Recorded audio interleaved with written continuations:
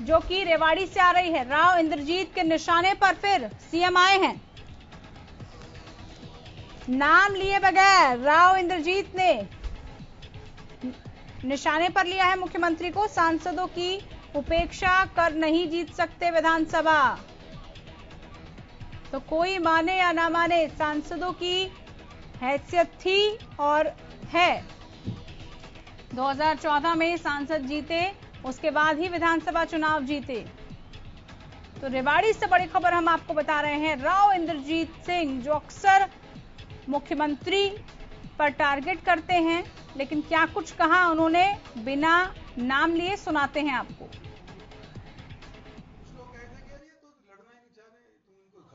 जनता party ने दोबारा ticket दे दी argument के तौर पे। अगर मैं मान भी लूं, माननी पड़ेगी। एक चीज का मुझे जवाब दो, रास्ते के अंदर मिलेंगे। और कुछ ये भी बात होगी, पार्टी ने सारे देश भर में टिकट दी है। कुछ लोग कहते कि ये तो लड़ना ही नहीं चाह रहे, तुम इनको जनता पार्टी ने दोबारा टिकट दे दी आर्गुमेंट के तौर पे। अगर मैं मान भी लूं, माननी पड़ेगी। एक चीज का मुझे जवाब दो, रास्ते के अंदर मिलेंगे। और कुछ ये भी बात होगी, पार्टी ने सारे देश भर में टिकट दी है। चलिए संवाददाता से लेते हैं तमाम जानकारी। सुरेंद्र हैं हमारे साथ। सुरेंद्र, क्या बात थी ऐसी कि राव इंद्रजीत टिकट मिलने के बाद भी कह रहे हैं कि सांसदों की हैसियत होती है और उनको उपेक्षित नहीं किया जा सकता। आप किस चीज को टारगेट कर रहे हैं वो? जी बिल्कुल, इसमें दो राय नहीं थी। राव इंद्रजीत सिंह पहले भी सरकार को घेरा करते थे और आज भी उन्होंने जो है अपने कार्यकर्ताओं के समक्ष पेश होते हुए उन्होंने कहा कि प्रदेश सरकार में सांसद का काम नहीं होता, इसलिए भिवानी महेंद्रगढ़ के जो सांसद है धर्मवीर सिंह, उन्होंने चुनाव लड़ने से मना कर दिया। जब उन्होंने पार्टी हाईकमान को यह बताया कि सांसदों को कार्य नहीं होते या सांसदों को अहमियत नहीं दी जाती, और हाईकमान के आदेश पर ही ये बात हाईकमान के पास पहुंच गई, तो उसी के बाद उन्होंने धर्मवीर ने चुनाव लड़ने के लिए हाँ की है।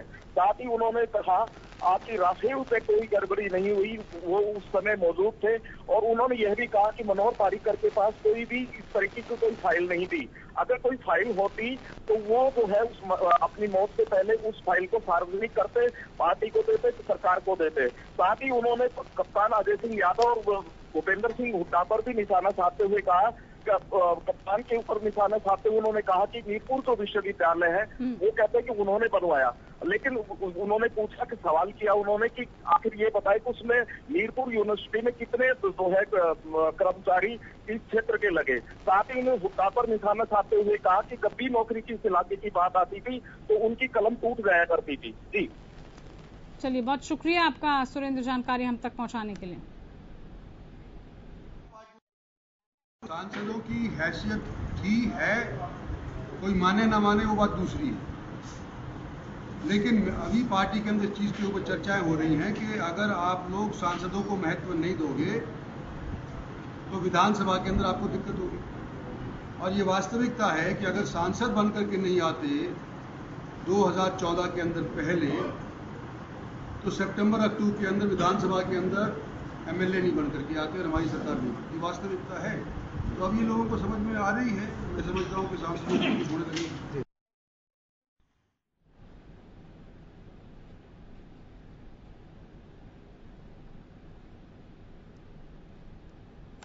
तो सुना आपने, वो बयान भी सुन लिया राव इंद्रजीत का कि कोई माने या ना माने, सांसदों की हैसियत थी और रहेगी।